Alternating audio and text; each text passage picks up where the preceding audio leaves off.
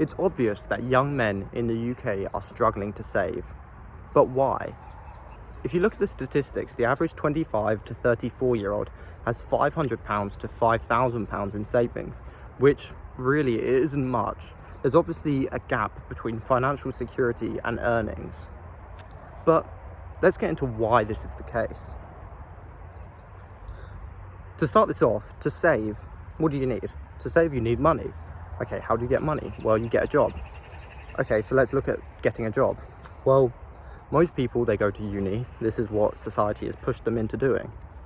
So you go to uni and you get a traditional good job. You come out of uni and suddenly that's what everybody else has done. Everybody else has gone to uni, have gotten a degree. And now you're competing with everybody else for the same jobs. And the jobs are actually reducing because the economy isn't really substantially growing, but that's another issue. So you can't get a job. Okay, so you can't get a job, so you don't have any money, so you can't save. That's one of the huge issues that young men are facing, and women, to be fair, are facing. But let's say by some modern miracle, you manage to get a graduate job. Great. You're earning, let's say, £30,000, £35,000. Well, thanks to the government, the cost of living is so high now that half of that goes on to just living. And because most of these graduate jobs, they're in London, they're near the city, so you have to be living near London or Manchester or Birmingham, near the city where the cost of living is the highest. So probably more than half your income, if you're not living with your parents, is going to buying your rental or paying for your rental each month, which means that there's less money for you to save. Then spending money on your food and just basic living expenses brings down that total amount of income that you can save. It brings it down drastically.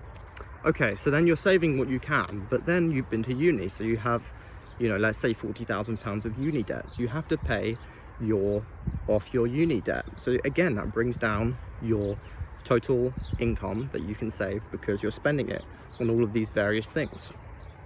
Fine, so you pay off your uni debt each month, but then you get taxed. And the personal allowance band of £12,570 has been frozen, I believe, since 2021, around 2021 if I'm not mistaken. And it has been frozen to around 2029 if I'm not mistaken, at the new Labour budget. Great, so that means your personal allowance hasn't been uplifted in line with inflation, so you're paying more and more tax even if you're at the lowest rate of 20%. Amazing. Now I have even less money to save. I believe another factor that is causing people to be unable to save, especially young people, young men, is societal pressure. I believe that the society that has formed, that has generated now, places a huge emphasis upon hedonism and materialism. Who's got the nicest car, who's got the nicest watch, who's got the nicest clothes, what brands. And this has always been an issue, to be fair, just society as a whole. Young men want to impress each other with, rather than who's going to be the alpha of the group by who's going to kill each other or who's going to beat each other in a fight, people base their self-worth based upon who has the nicer clothes, who has the more expensive car. So yet again, people are going to have less money to save because they're spending it on all this stupid shit behind all the other stuff that's already happened, which I just mentioned. Furthermore, I believe that financial education has really let down people, especially young people.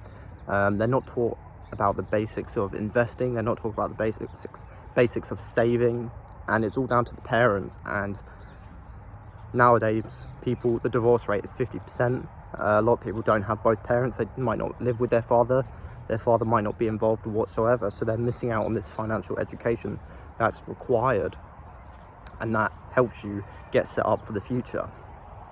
I think also saving for a house is just so out of reach for the average young person, unless you're getting help from your parents, which means that you're stuck renting for essentially the rest of your life, or the majority of your life, which means that you have less money to spend because renting is often more expensive than just having a mortgage.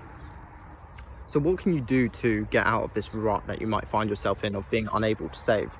Well, if you want advice from someone who has managed to save a substantial amount of money himself at 20 years old and has essentially achieved some level of financial independence and set himself up a career, I would say you need to change your mindset from short-termism to long-termism. All the actions, most of the actions that you should take, maybe 70%, should be based for the long-term benefit of yourself rather than the short-term benefit. It's good to have fun sometimes, but a lot of you have too much fun and don't care too much about future you. For example, pension.